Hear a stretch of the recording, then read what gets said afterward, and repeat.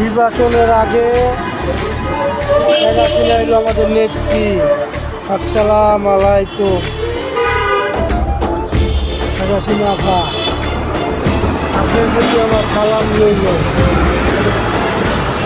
জামাত ইসলামদের তো তার সময় দিই না আমরা।